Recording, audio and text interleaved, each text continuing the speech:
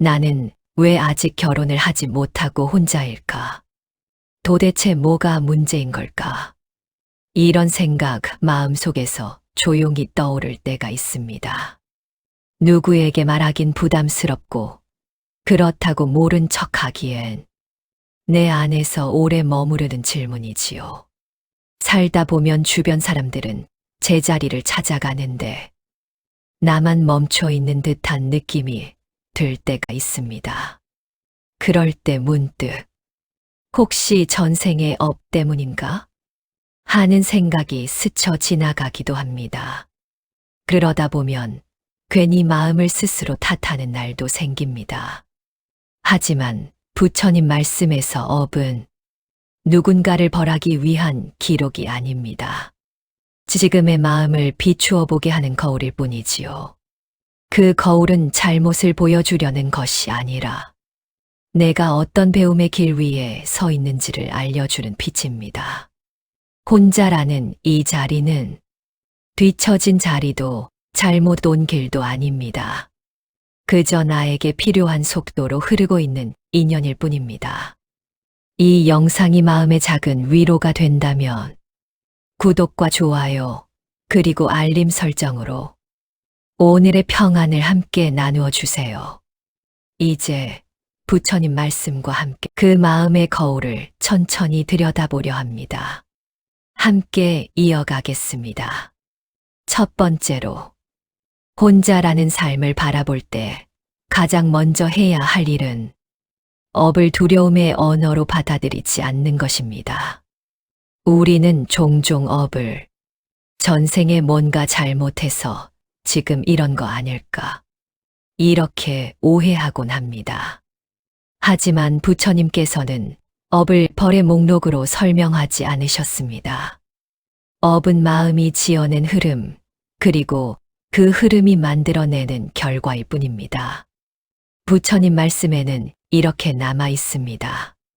모든 일은 마음이 근본이다. 마음에서 나와 마음으로 이루어진다. 나쁜 마음으로 행동하면 괴로움이 그를 따른다.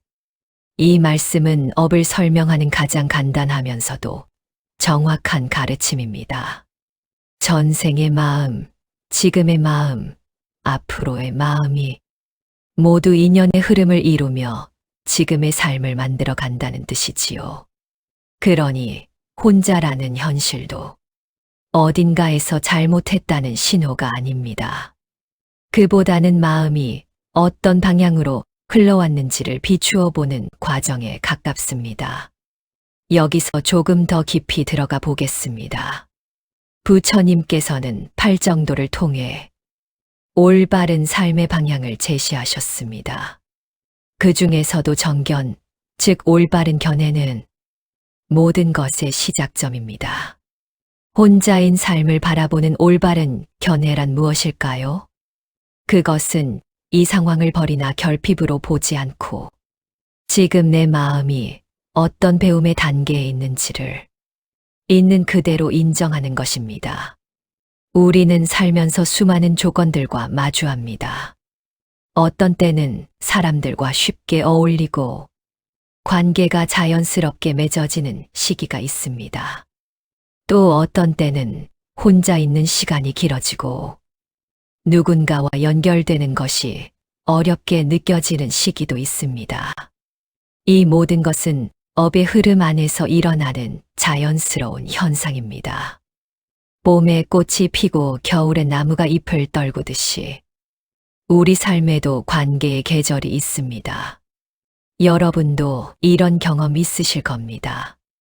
마음이 아직 상처에서 완전히 회복되지 않았을 때, 감정이 여물지 않았을 때, 혹은 스스로를 돌보는 시간이 더 필요한데, 관계라는 새로운 인연을 시작하려 하면 이상하게도 발걸음이 잘 안 나갑니다. 이건 결코 잘못된 게 아닙니다. 그저 마음이 조금 더 준비할 시간이 필요해 하고 말하는 것뿐입니다. 부처님의 가르침 중에는 사성제라는 핵심 교리가 있습니다.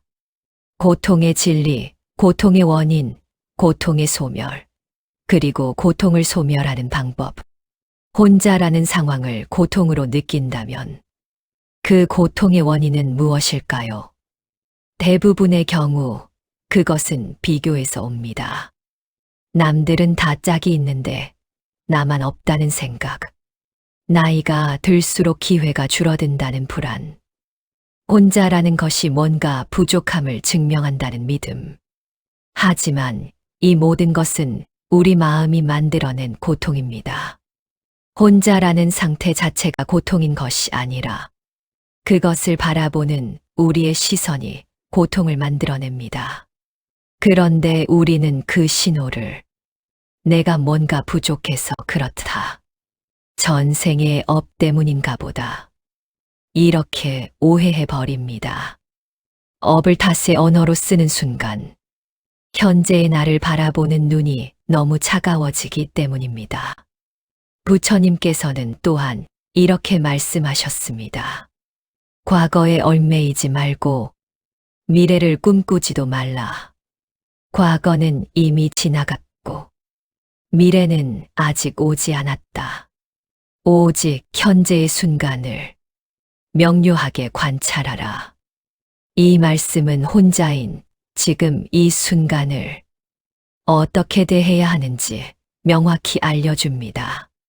전생의 업이 어떠했는지 걱정하기보다 미래에 누군가를 만날 수 있을지 불안해하기보다 지금 이 순간 내 마음이 어떤 상태인지를 있는 그대로 바라보는 것입니다. 혼자 있는 시간 동안 우리는 많은 것을 배울 수 있습니다. 혼자서도 행복할 수 있는 힘, 누군가에게 의존하지 않고도 중심을 잡을 수 있는 능력, 내 감정을 스스로 다스리는 지혜. 이런 것들은 관계 속에서는 오히려 배우기 어렵습니다. 왜냐하면 관계 속에서는 상대방의 감정과 상황에 끊임없이 반응해야 하기 때문입니다. 부처님 말씀에서 말하는 업은 우리를 벌주기 위한 장치가 아니라 우리의 흐름을 보여주는 마음의 지도에 가깝습니다. 그 지도를 보면 어떤 사람은 젊은 시절에 많은 관계를 경험하고 나이가 들어 혼자의 시간을 갖게 됩니다. 또 어떤 사람은 젊은 시절에 혼자 지내다가 나이가 들어 진정한 인연을 만나기도 합니다. 이 모든 흐름에는 옳고 그름이 없습니다. 단지 각자의 마음이 걸어가는 길이 다를 뿐입니다. 지금 혼자라는 모습도 그 지도의 한 지점일 뿐입니다. 나쁜 지점도 아니고 잘못된 지점도 아닙니다. 그저 여기에서 배우고 여기에서 마음을 닦아가면 되는 자리입니다. 경전에는 이런 이야기가 전해집니다. 한 수행자가 부처님께 여쭈었습니다. 스승님, 저는 왜 다른 수행자들처럼 빨리 깨달음을 얻지 못하는 것입니까? 제가 전생에 무슨 잘못을 저질렀기 때문입니까? 부처님께서는 미소 지으시며 대답하셨습니다. 네가 깨달음을 얻지 못하는 것은 전생의 업 때문이 아니다. 네가 지금 이 순간에 깨달음을 구하는 마음보다 빨리 얻어야 한다는 조급함이 더 크기 때문이다. 조급함을 내려놓고 지금 이 순간에 충실하라. 그러면 깨달음은 저절로 찾아올 것이다. 이 이야기는 우리에게도 똑같이 적용됩니다. 혼자라는 상황에서 벗어나지 못하는 것이 전생의 업 때문이 아니라 지금 이 순간을 온전히 받아들이지 못하고 빨리 누군가를 만나야 한다는 조급함 때문일 수 있습니다. 어떤 분들은 이렇게 말합니다. 혼자 지내다 보니 마음이 편해져서 누군가와 인연을 맺는 게 더 어려워졌어요. 이 말도 충분히 이해할 수 있습니다. 그 역시 업의 일부입니다. 마음의 흐름이 외로움보다는 평온을 택한 시기일 수 있고 그 평온을 조금 더 오래 유지하고 싶은 자연스러운 본능일 수도 있습니다. 부처님께서는 중도를 강조하셨습니다. 극단적인 금욕도, 극단적인 쾌락도 아닌 균형 잡힌 삶의 자세. 혼자 있는 것이 너무 편해서 관계를 완전히 거부하는 것도, 관계가 없다고 해서 스스로를 너무 탓하는 것도 모두 극단입니다. 중도는 이렇게 말합니다. 혼자도 괜찮고 함께도 좋다. 지금 혼자라면 그 시간을 온전히 누리고 인연이 오면 그것 또한 받아들인다. 억지로 만들려 하지도 않고 두려워서 피하지도 않는다. 업은 우리를 한 방향으로 밀어붙이지 않습니다. 오히려 지금 내 마음이 어떤지, 무엇을 받아들이고 무엇을 내려놓아야 하는지 조용히 비추어주는 거울입니다. 그러니 스스로에게 이렇게 말해줘도 괜찮습니다. 나는 잘못된 것이 아니라 내 마음의 속도에 따라 걷고 있을 뿐이다. 이 말은 단순한 위로가 아닙니다. 불교의 핵심 가르침인 무아의 이치를 담고 있습니다. 내가 혼자인 것도 함께인 것도 실은 고정된 실체가 아니라 끊임없이 변화하는 조건들의 모임일 뿐입니다. 오늘 하루는 당신의 마음을 조금 더 가볍게 바라보는 데에 이 말씀이 조용한 힘이 되었으면 합니다. 두 번째로, 혼자라는 시간이 길어질 때 우리는 흔히 나는 뭘 잘못하고 있는 걸까 하고 걱정합니다. 하지만 불교에서는 이 시간을 수행의 자리, 즉 마음이 스스로를 닦는 과정으로 바라봅니다. 사람과 관계를 맺는다는 건 생각보다 많은 감정과 에너지를 필요로 합니다. 상황을 맞춰야 하고, 말 한마디에도 마음이 흔들리고, 기대가 생기면 실망도 생기고, 기쁨도 있지만 상처도 함께 찾아옵니다. 그러니 부처님께서는 이렇게 말씀하셨습니다. 욕망의 흐름을 끊으라. 모든 것은 사라짐을 알면 두려움이 없다. 이 말씀은 단순히 욕망을 버리라는 뜻이 아닙니다. 관계에 대한 집착, 이루어야 한다는 압박, 남들과 비교하는 마음을 놓아야 한다는 가르침입니다. 불교에서 말하는 욕망은 크게 세 가지로 나뉩니다. 첫째는 감각적 욕망, 둘째는 존재하고 싶은 욕망, 셋째는 존재하고 싶지 않은 욕망입니다. 혼자라는 상황에서 우리가 느끼는 것은 주로 두 번째 욕망입니다. 누군가와 함께 존재하고 싶은 욕망, 커플이라는 형태로 존재하고 싶은 욕망, 가족을 이루어 존재하고 싶은 욕망. 이 욕망 자체가 나쁜 것은 아닙니다. 다만 이 욕망에 집착할 때 그것이 이루어지지 않은 현재를 부정하게 되고 그로 인해 고통이 생깁니다. 부처님께서는 집착에 대해 이렇게 말씀하셨습니다. 집착은 고통의 원인이다. 무엇에 집착하든 그것을 잃을까 두려워하게 되고 그것을 얻지 못해 괴로워하게 된다. 우리는 나이가 들수록 혼자라는 사실을 부족함의 증거처럼 여길 때가 있습니다. 하지만 그건 비교의 마음이 만들어낸 착각일 때가 많습니다. 비교는 불교에서 말하는 번뇌의 큰 원천입니다. SNS를 보면 모두가 행복해 보입니다. 친구들의 결혼 소식이 들려옵니다. 가족 모임에 가면 친척들이 물어봅니다. 이런 외부 자극들이 우리 마음에 파동을 만듭니다. 하지만 부처님께서는 이렇게 가르치셨습니다. 외부의 소리에 흔들리지 말라.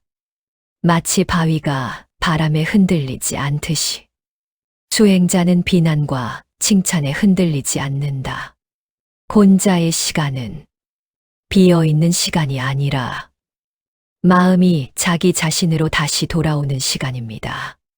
불교의 명상 수행에서 가장 중요한 것이 무엇인지 아십니까? 바로 자기 자신을 관찰하는 것입니다. 내 호흡을 관찰하고, 내 감정을 관찰하고, 내 생각을 관찰합니다. 이런 관찰은 혼자 있을 때 가장 명료해집니다. 누군가와 함께 있으면 내 관심은 자연스럽게 상대방에게로 향합니다. 상대방이 무슨 생각을 하는지, 내 말에 어떻게 반응하는지, 우리 관계가 어떻게 흘러가는지. 하지만 혼자 있을 때는 온전히 나 자신에게 집중할 수 있습니다. 누군가는 말합니다. 혼자 있으니까 오히려 내 마음이 보이더라고요. 맞습니다. 누군가와 맞추지 않아도 되니까. 억지로 밝게 보일 필요도 없으니까. 그제야 비로소 내 마음이 어떤 소리를 내고 있는지가 들리기 시작합니다. 내가 진짜 좋아하는 것이 무엇인지, 내가 두려워하는 것이 무엇인지, 내가 바라는 삶의 모습이 어떤 것인지, 이런 것들은 관계 속에서는 잘 보이지 않습니다. 관계 속에서는 타협하고 조율하고 맞춰가는 과정이 더 중요하기 때문입니다. 그게 바로 수행입니다. 절에 가지 않아도, 명상 방석에 앉지 않아도, 일상 속에서 우리는 수행 중에 있습니다. 부처님께서는 사마타와 윗바사나 두 가지 명상을 가르치셨습니다. 사마타는 마음을 고요하게 하는 명상이고, 윗바사나는 사물을 있는 그대로 보는 통찰의 명상입니다. 혼자 있는 시간은 자연스러운 사마타 수행이 됩니다. 관계의 소란에서 벗어나 마음이 고요해지는 시간입니다. 그리고 그 고요함 속에서 윗바사나가 일어납니다. 내 마음의 패턴을 보게 되고, 내가 왜 특정한 방식으로 반응하는지 이해하게 되고, 내 안의 상처와 두려움을 직면하게 됩니다. 법구경의 말씀은 그걸 알려줍니다. 관계가 없어서 외로운 시간이 아니라 관계에 묶여 있던 마음이 잠시 쉬어가는 시간입니다. 그 쉼을 통해 마음은 이전보다 넉넉해지고 부드러워지고 단단해집니다. 부처님의 제자 중에 아난다라는 분이 계셨습니다. 그는 부처님을 가장 가까이에서 모신 시자였지만 부처님께서 열반에 드실 때까지 깨달음을 얻지 못했습니다. 왜였을까요? 그는 부처님을 너무 가까이에서 모시느라 정작 자기 자신을 돌아볼 시간이 없었습니다.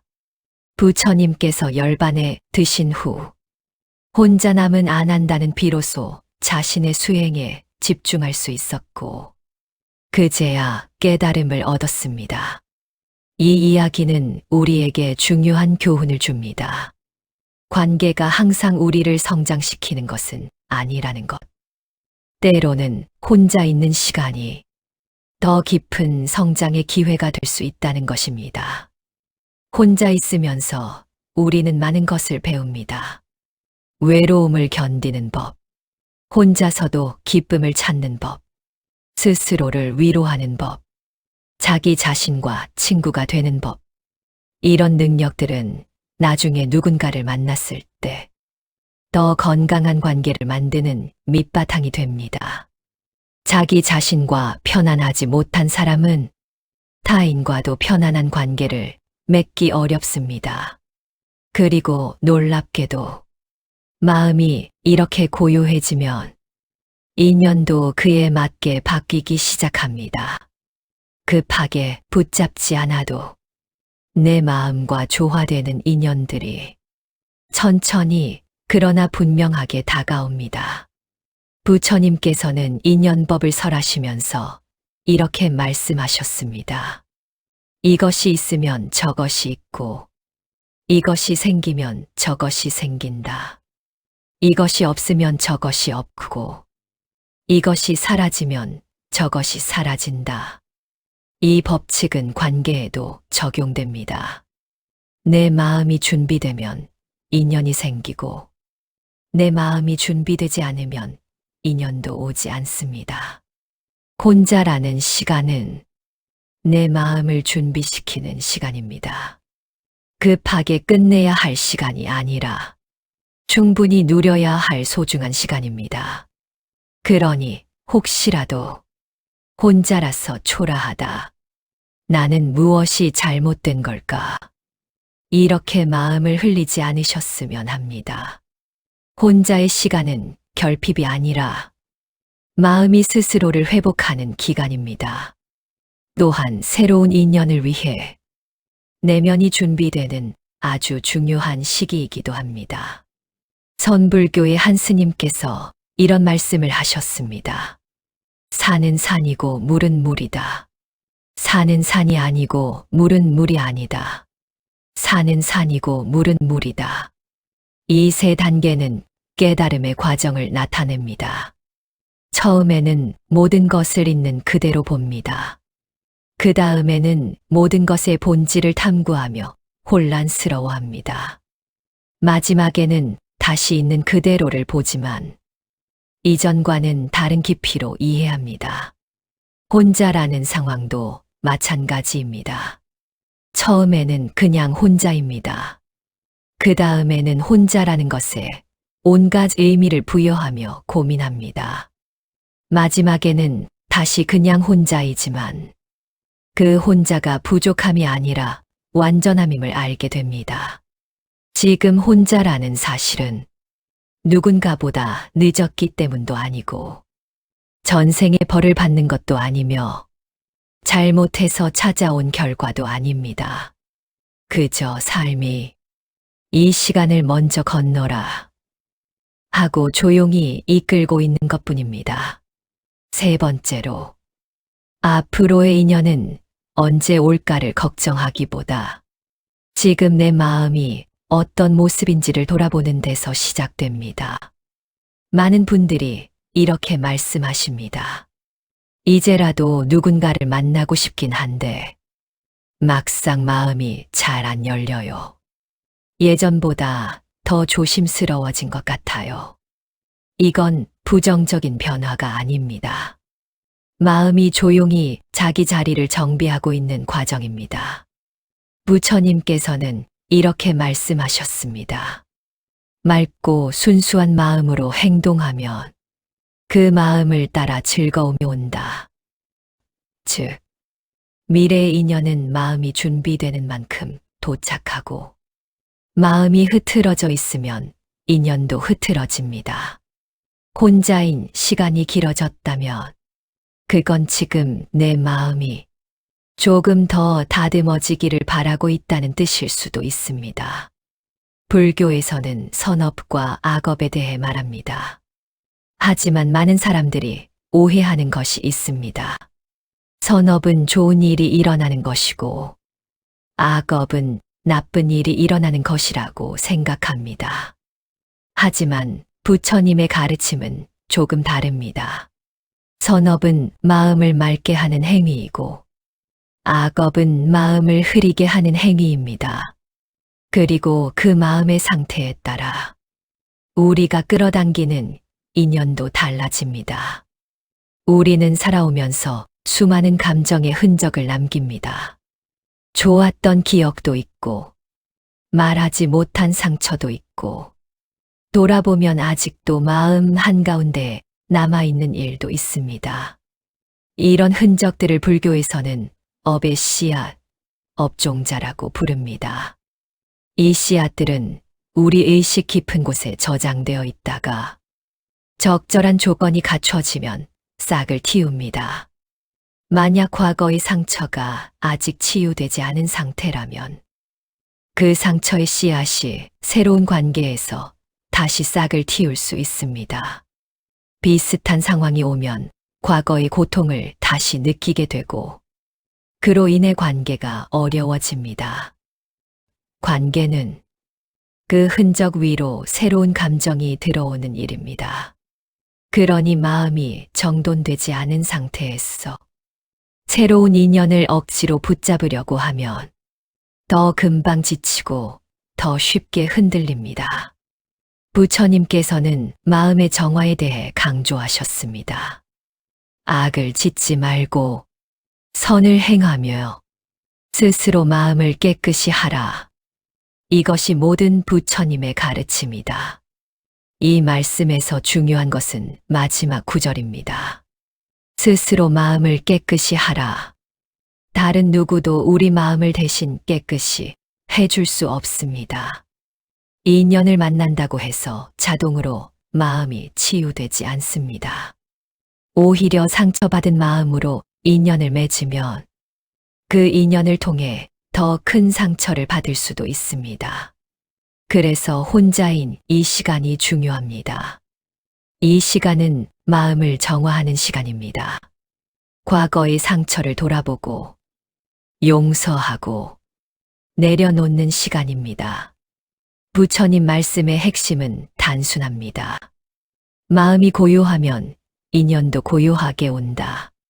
마음이 불안하면 인연도 불안하게 온다. 그러니 지금 혼자인 것이 늦은 것도 아니고 비어 있는 것도 아닙니다.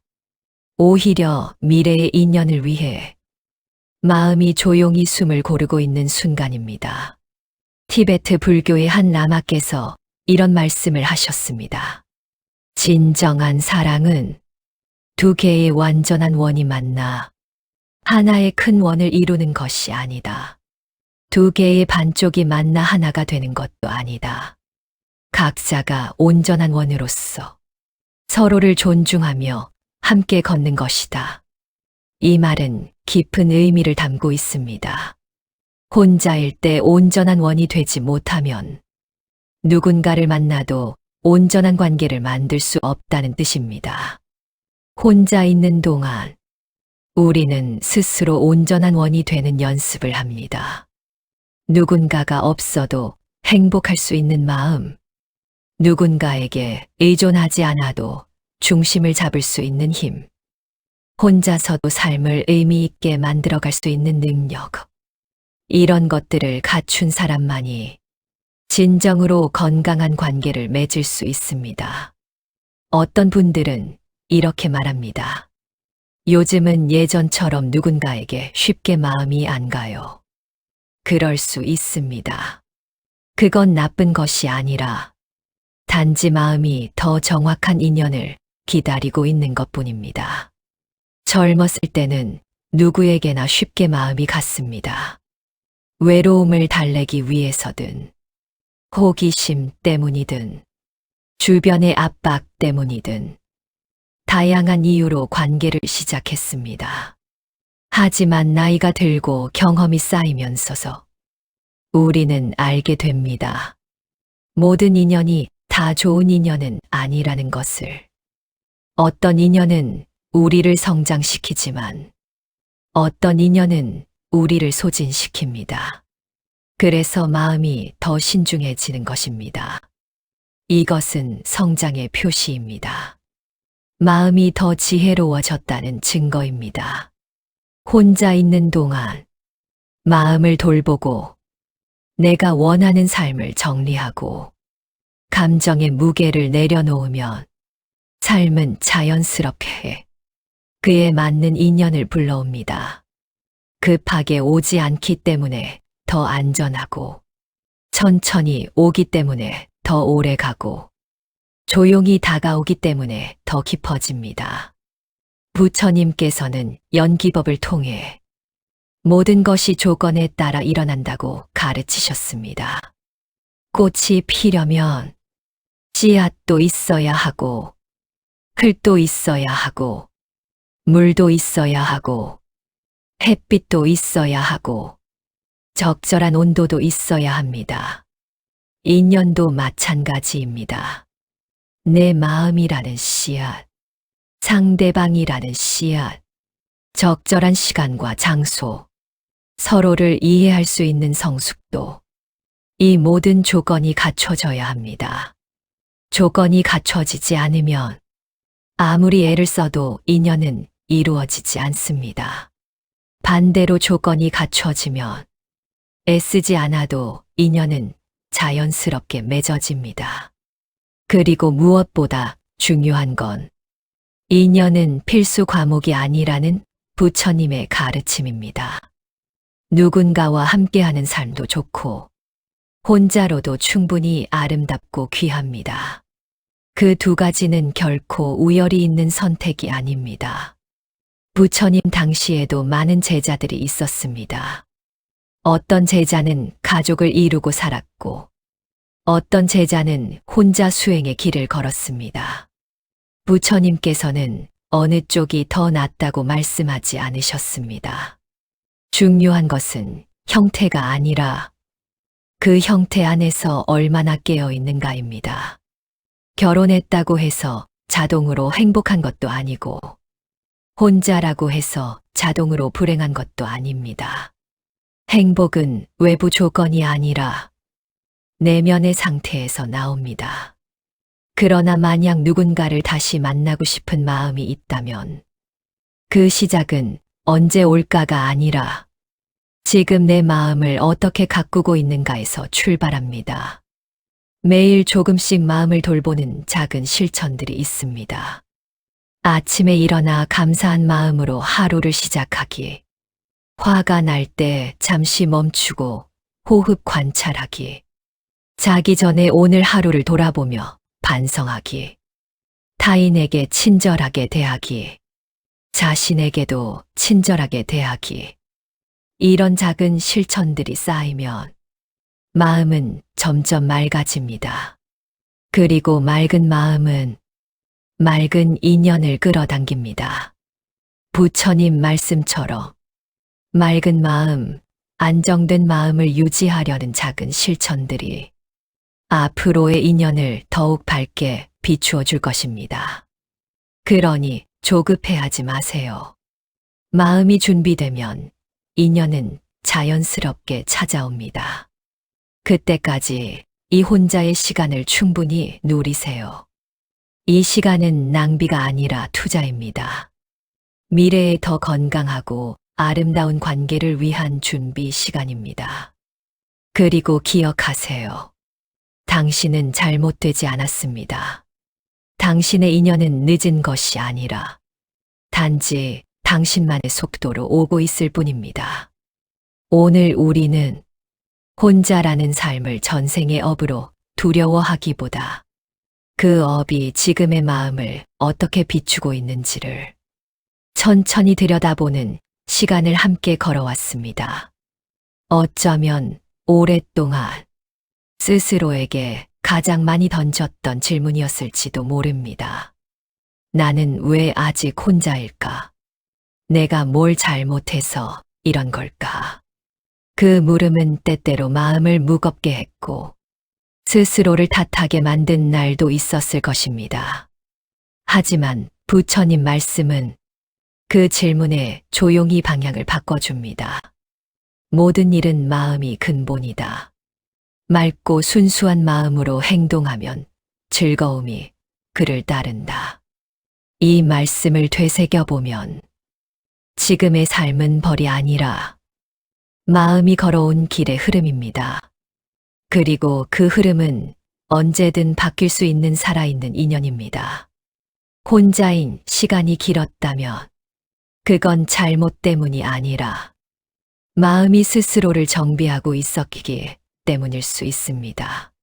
상처를 다루고 지친 마음을 쉬게 하고 새로운 인연을 맞기 위한 준비를 조용히 쌓아온 시간이었을지도 모릅니다. 그러니 이제 왜 나는 이럴까라는 자책 대신 나는 지금 어떤 마음을 가꾸고 있을까라는 질문을 부드럽게 자신에게 건네보면 좋겠습니다. 미래의 인연은 누가 정해주는 것도 아니고 어디에 적혀 있는 것도 아닙니다. 내가 어떤 마음을 품고 살아가느냐에 따라 그 인연도 달라집니다. 오늘 하루 내 마음을 조금 더 가볍게 바라보고 스스로를 조금 더 따뜻하게 안아줄 수 있다면 그것만으로도 이미 큰 공덕입니다. 혹시 이 말씀이 당신 마음의 무게를 아주 조금이라도 덜어주었다면 댓글에 관세음보살을 남겨주세요. 당신의 인연은 늦은 것이 아니라 그저 당신의 속도대로 오고 있을 뿐입니다. 그 속도를 응원합니다.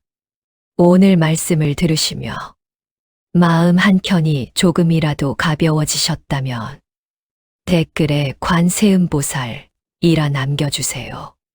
부처님 말씀과 함께한 이 시간이 당신의 하루에 잔잔한 빛이 되길 바랍니다. 당신의 마음이 가벼워지기를 진심으로 기원합니다.